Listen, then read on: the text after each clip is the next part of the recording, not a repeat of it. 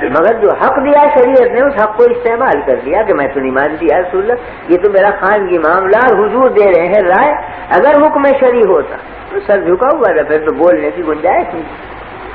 اس سے اندازہ ہوا کہ اختلاف رائے اگر اہل اللہ یا علماء سے ہو جائے اور ہو دیانت یعنی حجت بھی ہو، کوئی مذاکرہ نہیں، لیکن بے ادبی یا تمسخر یا تضحیک یہ کسی حالت میں جائز نہیں، اس لیے کہ بہرحال وہ عالم دین ہے جس سے آپ اختلاف کر رہے ہیں، اس کا مقام اور منصب نیابت رسول کا ہے، وہ نائب رسول ہے، اس کی عظمت واجب ہوگی۔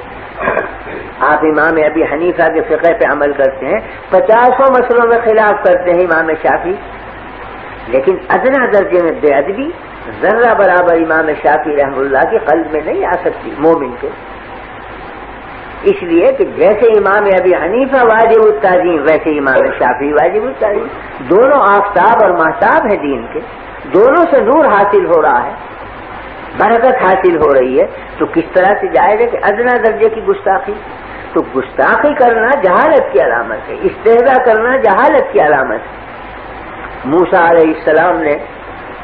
جب نصیحت کی ہے قوم کو اور فرمایا کہ یہ فلاں مقتول زندہ ہو جائے گا اگر بچڑے کا ذبح کر کے اس سے ملا دو، تو بنی اسرائیل کہتے ہیں کہ اتتخذنا ہزوا، کیا آپ مذاق کر رہے ہیں، زندگی کر رہے ہیں ہمارے ساتھ، کہاں بچڑا، کہاں اس کا ذبیحہ، کہاں مقتول کی لاش کو ملانے سے زندہ ہو جانا، کیا تعلق بچڑے کو اور زندگی کی؟ اتتخذنا ہزوا، کیا مذاق کرتے ہیں؟ فرمایا قال اعوذ باللہ ان اکون من الجاہلین، میں اللہ سے پناہ مانگتا ہوں کہ میں جاہلوں میں شمار ہوں، یعنی دلگی اور تمسخر جاہل کی علامت، یہ تو جاہلوں کا کام ہے، علم کا والوں کا کام نہیں ہے کہ تمسخر کریں، اس لیے کہ وہ ادب کے خلاف ہے اور ادب پر دین کا مدار،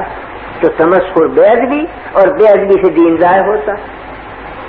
تو ایک ہے رائے کا اختلاف، ایک ہے کسی عالم سے مسلک کا اختلاف، لیکن ایک ہے اس کی بے ادبی، اختلاف جائز ہے، بے ادبی کسی حالت میں جائز نہیں۔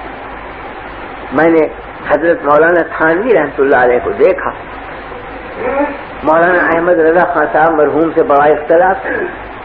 بہت سی چیزوں میں اختلاف، کہیں قیام کے مسئلے میں، کہیں عرس کے، کہیں میلاد کے،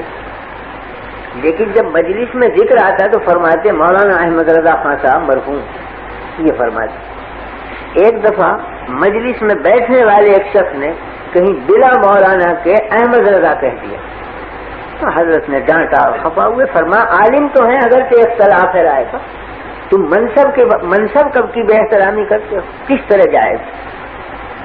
رائے کا اختلاف اور چیز ہے، ایک عالم کی عزت کرنا اور چیز، تو بہرحال وہ حجت سے اختلاف کر رہے ہیں، یہ الگ چیز ہے کہ ہم اس کو خطا سمجھتے ہیں، ہم اس کو صحیح نہیں سمجھتے، لیکن جب وہ ایک حجت رکھتے ہیں غلط یا صحیح، تو حجت سے اختلاف کرنے کا حق حاصل ہے اہل علم کو، اس کو توہین کا کیا مطلب، بے ادبی کا کیا مطلب؟ یہ برا سمجھا کہ لفظ مولانا نہ لگایا اس نے، حالانکہ مولانا تھانوی رحمۃ اللہ علیہ کے مد مقابل تو مولانا چھوڑ رہے انتہائی گستاخی سے یاد کرتے ہیں، مگر مولانا اہل علم میں سے تھے، وہ تو نام اگر علم کا آیا تو ادب ضروری سمجھتے، چاہے مخالف ہو چاہے بالکل مانز بھی ہو، مگر ادب کا رشتہ ہاتھ سے نہیں چھوڑتے۔ میں نے سنا واقعہ حضرت مولانا محمد قاسم صاحب رحمۃ اللہ علیہ نانوتوی کا کہ دہلی میں قیام تھا تو حضرت کے خدام میں تھے وہاں چند حضرات مقیم، ایک تو حضرت شیخ الہند مولانا محمود حسن صاحب موجود تھے، دوسرے شاگرد مولانا احمد حسن صاحب محدث امروہی وہ بھی وہاں موجود تھے، حاجی امیر شاہ خان صاحب مرحوم وہ بھی حضرت کے خدام میں تھے، وہ بھی موجود تھے۔ تو مولانا احمد حسن صاحب مرحوم نے اپنے ہمجولیوں میں بیٹھ کر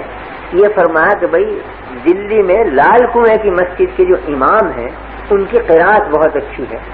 تو چلو کل صبح کی نماز ان کے پیچھے پڑھیں گے، قرآن شریف بہت اچھا پڑھیں۔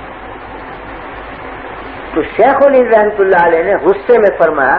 کہ تمہیں شرم نہیں آتی بغیر، وہ ہمارے حضرت نانوتوی کی تکفیر کرتا ہے وہ امام، ہم اس کے پیچھے نماز پڑھیں گے، جب وہ حضرت مولانا کو کافر کہتا ہے ہم نہیں پڑھیں گے ایسے شخص کے پیچھے نماز، اور کوئی ذرا سخت لہجہ اختیار کیا۔ یہ جملے حضرت نانوتوی کے کان میں پڑے، تو اگلے دن حضرت نانوتوی رحمۃ اللہ علیہ ان سب شاگردوں کو لے کر اسی مسجد میں پہنچے صبح کی نماز پڑھنے کے لیے، اسی امام کے پیچھے جا کے نماز پڑھی۔ نماز کا جب سلام پھیرا تو چونکہ لوگ اجنبی تھے یہ، تو نمازیوں نے دیکھا کہ بھئی یہ ہیں تو کچھ علماء صورت مگر ہیں اجنبی، تو کچھ چیوے گوئیاں ہوئی کون ہے معلوم ہوا کہ تو حضرت مولانا محمد قاسم صاحب اور یہ ان کے شاگرد مولانا شیخ الہند محمود الحسن صاحب ہیں، اور یہ مولانا احمد حسن محدث امروہی ان کے تلمیذ ہیں۔